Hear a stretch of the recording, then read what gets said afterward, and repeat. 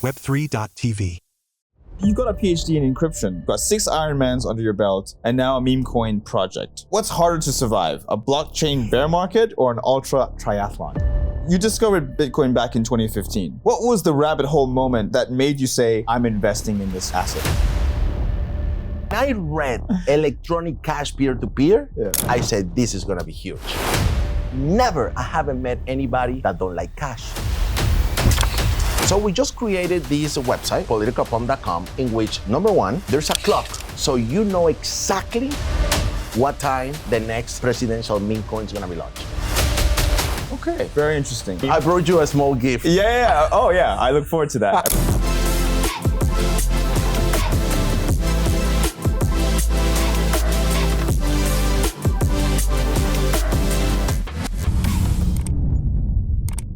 What's up, guys? Welcome back to another episode on the Traders Brawl podcast. This is episode 70. I'm so excited for my new guests. If you're new here, welcome. And if you've been here already, thank you for staying with us. We invite new guests every week talking about entrepreneurship, work-life balance, and hustle.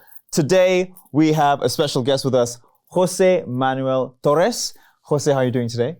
I'm doing amazing. Thank you so much for the invitation. I'm just about to read your bio so the audience can know more about you. Excellent. So today's on the Traders Brawl podcast, we're joined by a true multi-hyphenate in the Web3 world, Dr. Jose Manuel Torres. Torres is a PhD in computer security, an engineer by training, and a crypto educator turned meme coin pioneer. After discovering Bitcoin in 2015, he dedicated his life to making crypto more accessible, ethical, and community-driven. He's the co-creator of Political Pump, a meme coin platform blending political satire with fair tokenomics. 0 presales, no insider allocations, and 100% burned liquidity. We gotta talk about that. When he's not breaking down blockchain, he's conquering Ironmans or jamming on piano and guitar. Jose, welcome to the Traders Brawl podcast. Thank you. It's a pleasure being here. Looking forward to it. So you've got a lot of things under your belt. I want to give you a chance to introduce yourself. Maybe how you discovered Bitcoin, who you are, and what keeps you up at night. Well, I'm Venezuelan. I had the opportunity to go to college in the United States. I did engineering. And then when I got my first job, on the first day, they sent me to Spain for like an internal project. And so when I got to Spain, actually it was in July with the tomato fight, the running of the bulls, the Tour de France. Right. And I just got fascinated by it. So I said, I have to stay in Spain somehow. I need to find a way. Mm. And back then, the Spanish government, they had a program for people to research about internet security and actually encryption. This is 2003, so this is way before Bitcoin. And so it's not that I had a crystal ball or I knew about the future. It was just, for me, was an opportunity to actually make a living in Spain. Mm. So I said, you know what? Let me do the PhD in encryption and internet security. And then that was from 2003 until 2007. And then late 2014, 15, a friend of mine said, hey, Jose, you still own that PhD? I said, of course. He said, have you heard about Bitcoin? And I said, no, I have never. And since then, I think 11 years ago, it has been a roller coaster. Wow. So that's kind of like my journey from Venezuela, US, Spain, and of course, a big passion about sports, especially endurance. For me, running is like a meditation and movement. Mm-hmm. So I love running very slow, but very long. Mm. I love music too. And I just, It's crazy because this show, the Traders Brawl podcast, blends fitness with financial freedom. This is why I started this, because I wanted to create a platform where people are both wealthy and healthy at the same time. The mindset of being healthy and wealthy. You fit the perfect criteria of being on the guest. You know what I mean? So really interesting. And you mentioned you recently moved to Dubai. Well, I came here for 3 days. I think it happens to everybody. Right. Last August, I came here because my development team is actually based in Dubai. So I came here to work on this project.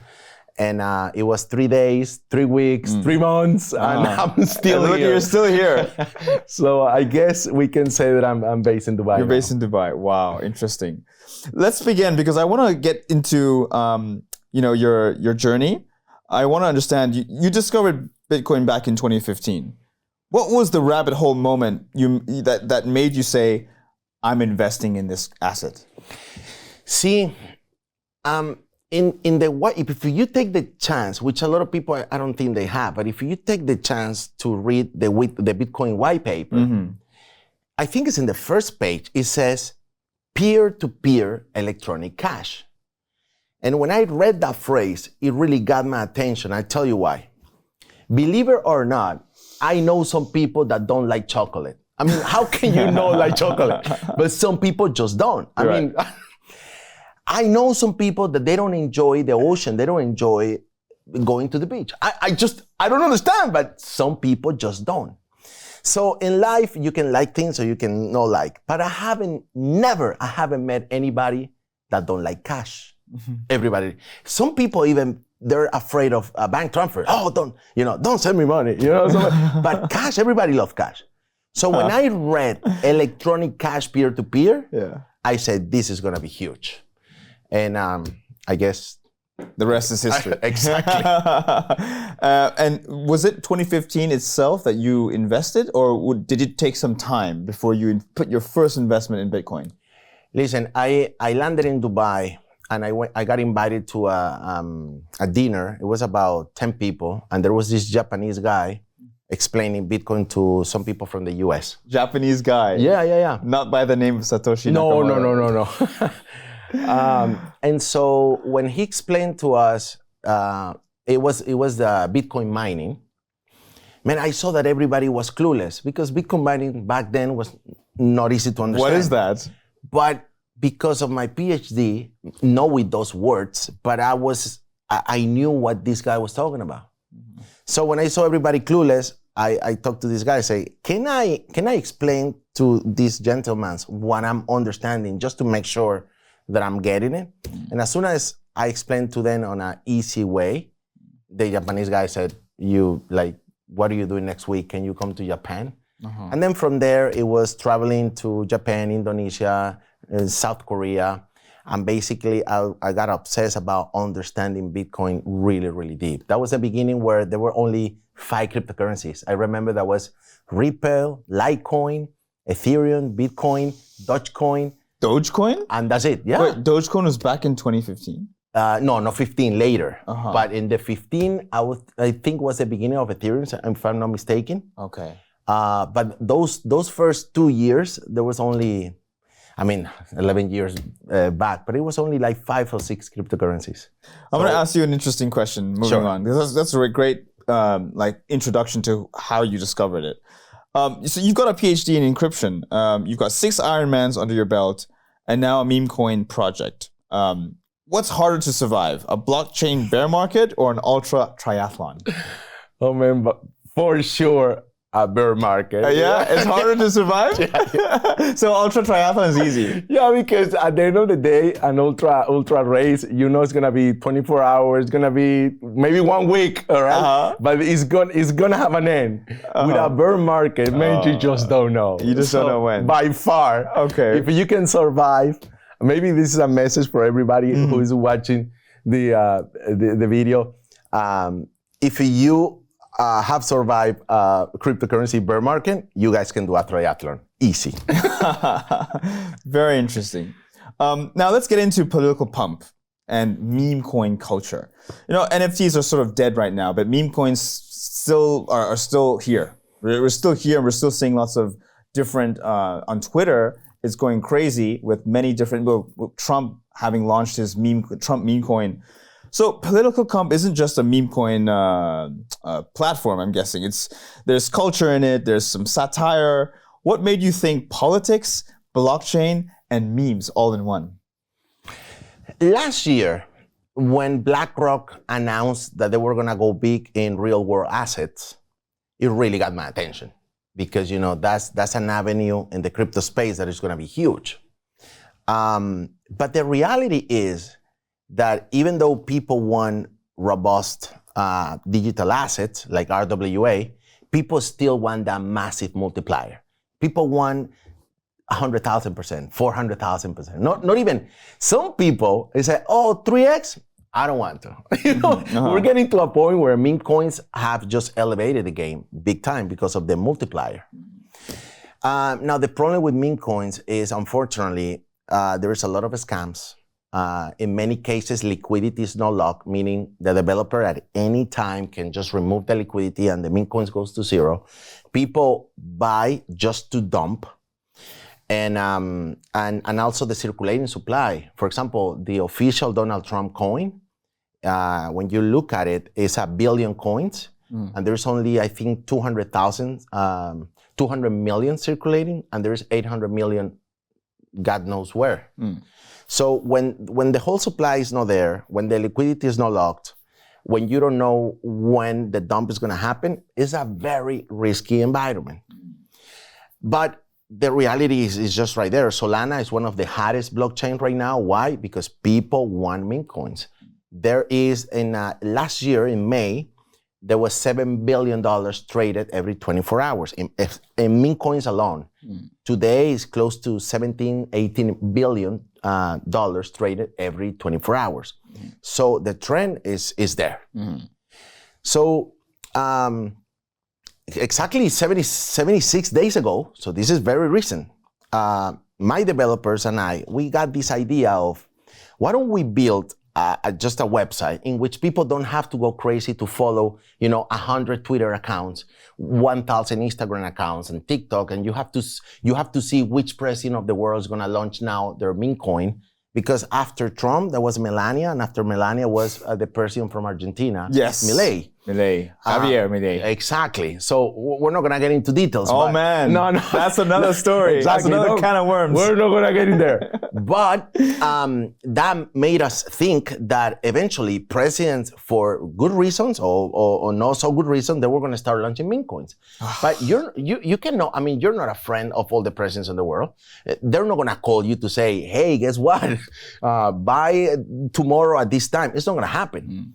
And in meme coins, there's a lot of insider information. So we just created this website, politicalpump.com, in which, number one, there's a clock. So you know exactly what time the next presidential meme coin is going to be launched. Oh. We don't even pick. The community, you can vote which is the president that you want to be launched. Then the only thing that we do is we put the Genesis liquidity and we block it. Block it means this can never go to zero. So once you lock the liquidity, that's it. So we provide to the crypto space, number one, certainty.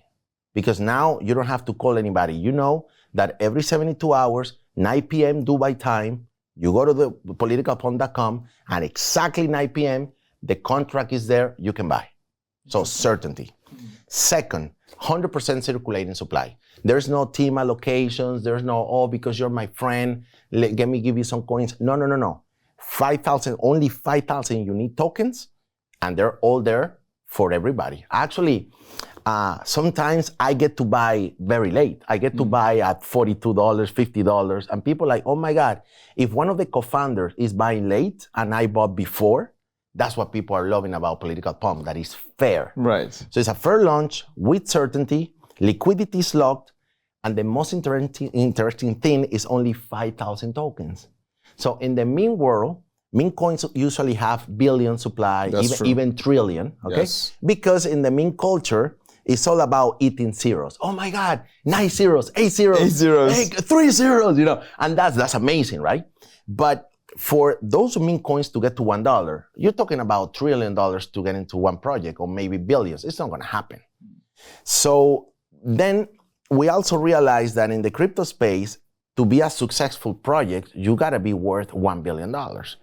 Man, to get to $1 billion is not easy. So now with micro meme coins, just imagine, 5,000, only with $5,000 buying pressure, which is, if you have a community, $5,000 is nothing, right? If you get $5,000 in the first second, the market cap, the coin's already $1. So if you get $50,000, it's $10. If you get $500,000, then the numbers grow exponentially. So we have done 14 launches so far.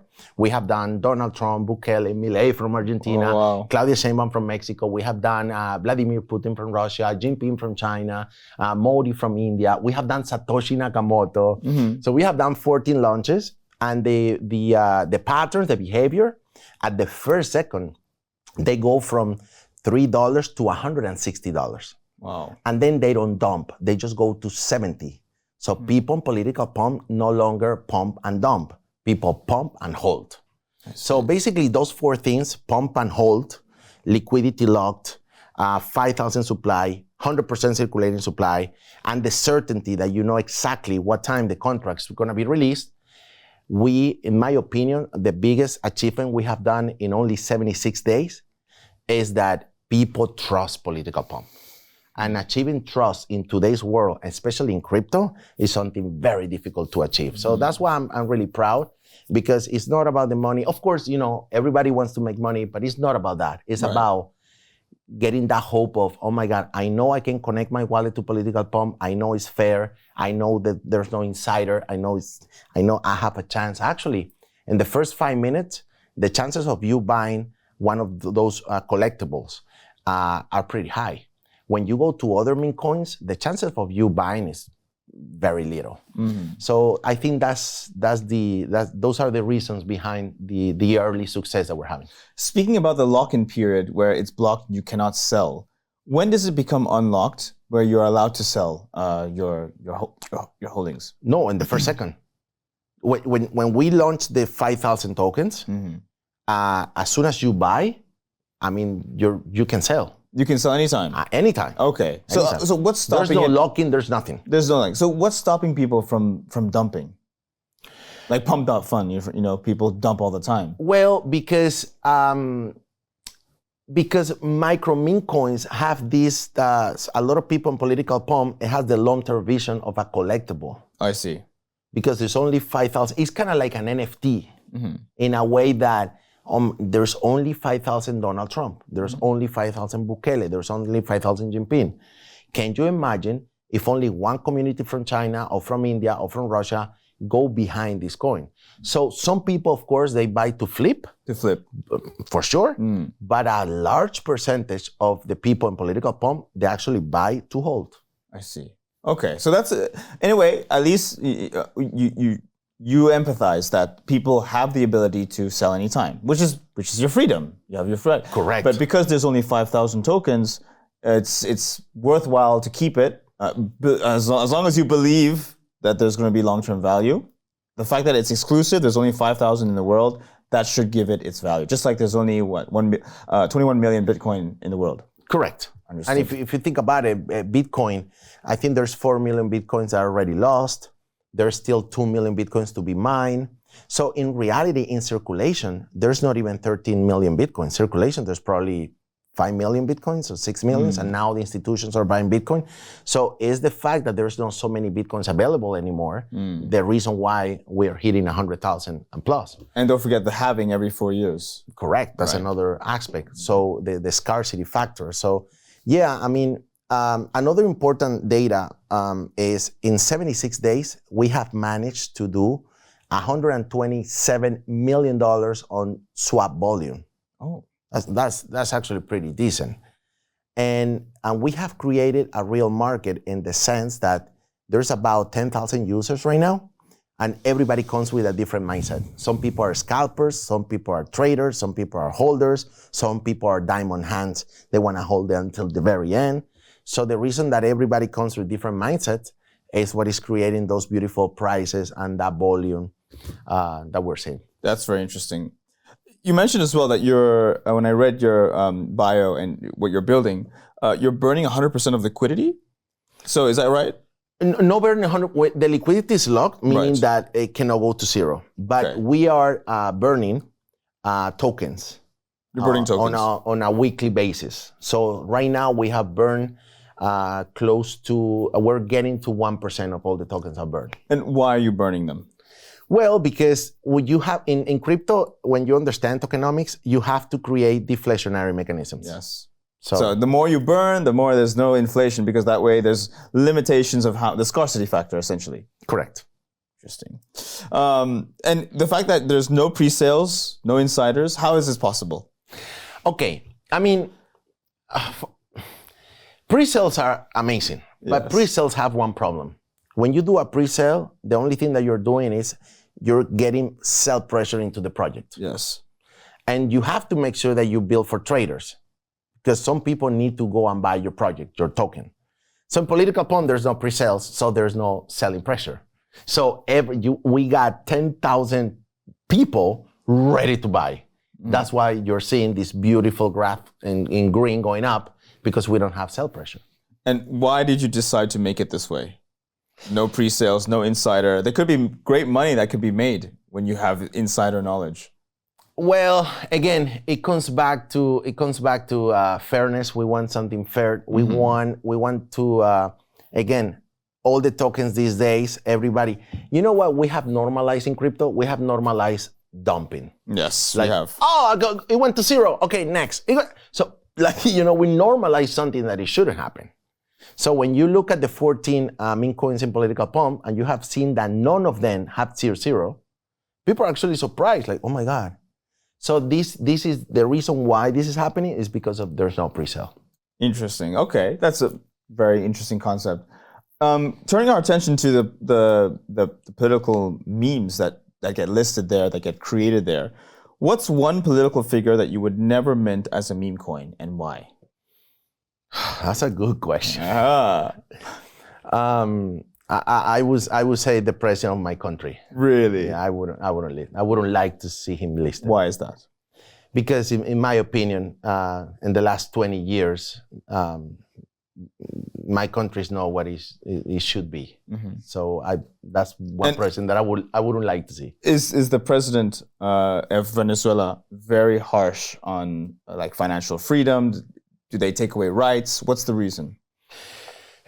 Those are a couple of many other things. But yeah, let's say that there is not much economic freedom, and there's Venezuela with those amount of resources, and the Venezuelan people are very entrepreneurial.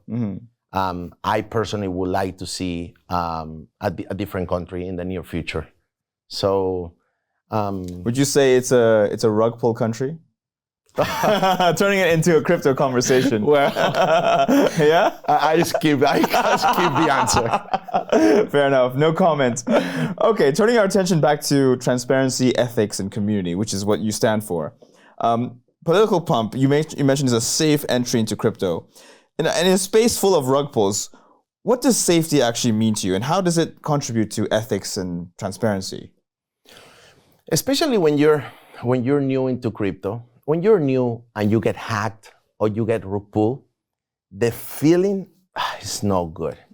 Because when you have a lot of experience and you get hacked and you get rug pulled, I mean, you have the energy and the experience to continue.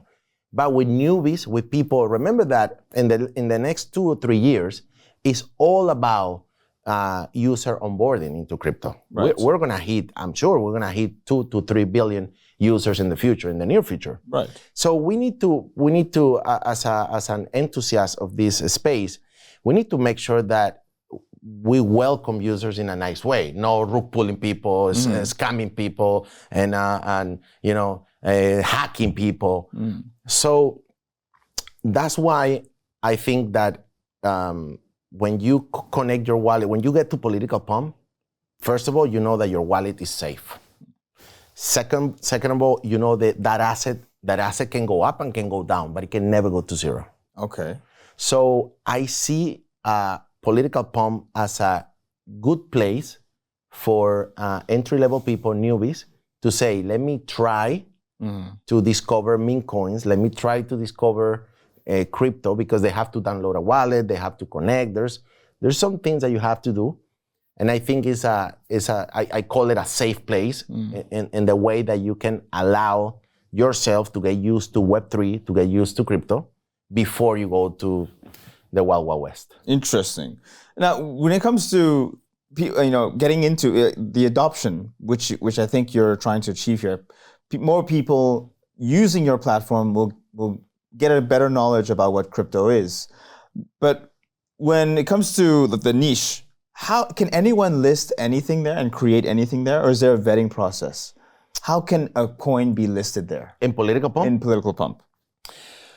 Maybe in the future, we're going to have a criteria about listing. Because otherwise it's like pump.fun. Pump.fun. Well, pump.fun, anybody can list. Anybody. Well, but that's a problem. Yes. In the beginning, it was a blessing because it's democracy. Right. It's like now creating a token, it has become a commodity. Yeah. Creating a token is super cheap and it's super easy. Exactly. But the problem with Pump.Fun is that they created like a honeypot. They created the perfect situation for all the scammers to come and create a bunch of scammers. Right. So we don't want that in Political Pump. So if we decide to allow people to list, because we are building a very beautiful and strong community. Right. So when you have a community, you really have to protect it. Yes. So in the future, we might let some projects list, but it have to be under certain criteria. For example, it have to be 100% circulating supply. The liquidity have to be locked. And you have to go and buy your own tokens. That's the beauty of things. Okay, at least you have some kind of roadmap in place. Think about it. In crypto space, when you sell to investors, let's say 5% of your supply or 10%, and then you get your tokens for free, so you're making me buy something that you're getting for free. I mean, that's how the world is. But what if you're making me buy something that you also have to buy? Then that is much more sexy. Okay, creates fairness in a way. Yeah, and value. Value, yes. Okay, really, really exciting. Looking forward to seeing the space. Turning our attention to the future, because we talked a bit about roadmap now, but more into the future with the advent of AI and this technology really transforming every industry. Do you see AI as a threat or an opportunity for how AI will collide with crypto? 100% an opportunity. I tell you why. When you go into personal development and when you follow different mentors, when you have success in any area in life, it comes down to something very simple: disconnecting from fear. When you disconnect from fear, I mean, things will happen, things might not go your way, there's always a learning curve, but fear to me is not an option. I mean, I'm afraid. I mean, I have fears of many things, but you have to be aware, you have to disconnect from it. So being afraid about AI, it just doesn't help you because it's unstoppable and it's gonna happen. So, but then let me ask this question. Sure. What if there's a world where AI sort of can create a copy-paste of what you're building? It can mint its own meme coins, create satire, create culture, and just trades it while we watch the AI trading it for you. Wouldn't that ruin the fun? Or would it double the fun? Well, it will double the fun.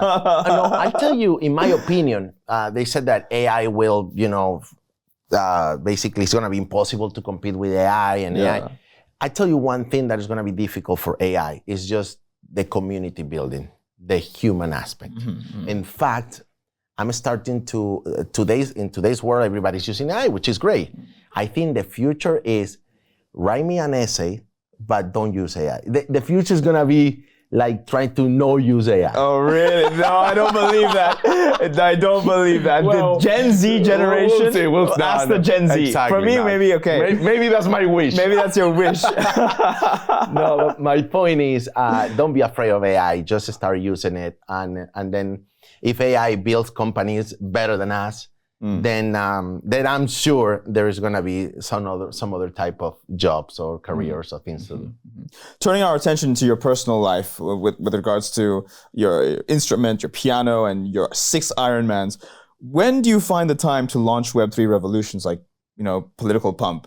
And what's your mental reset when the blockchain noise gets too loud? Good question.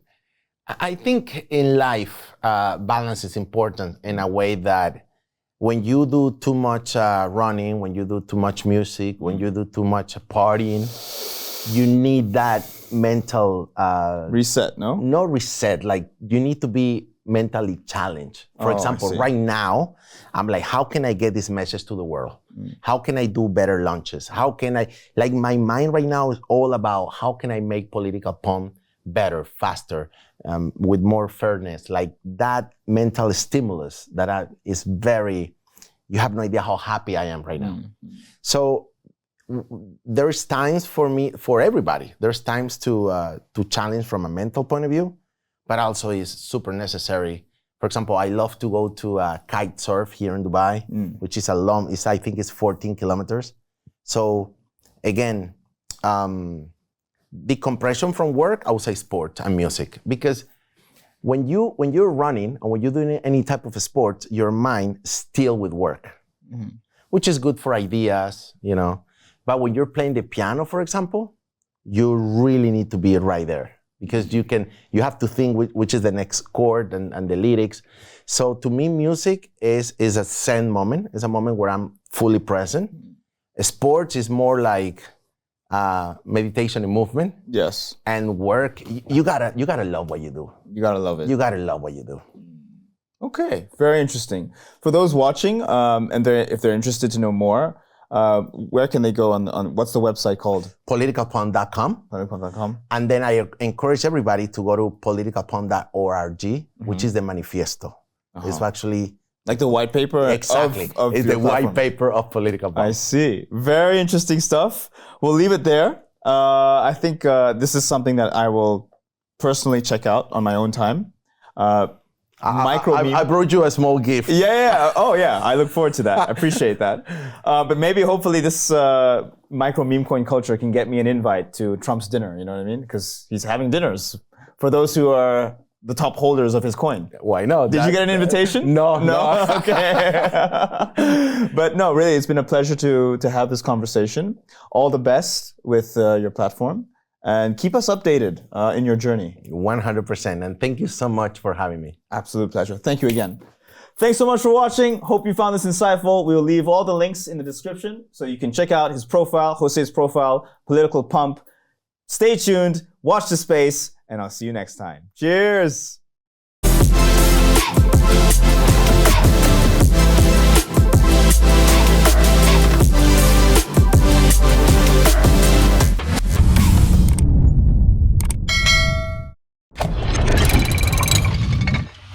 Web3.tv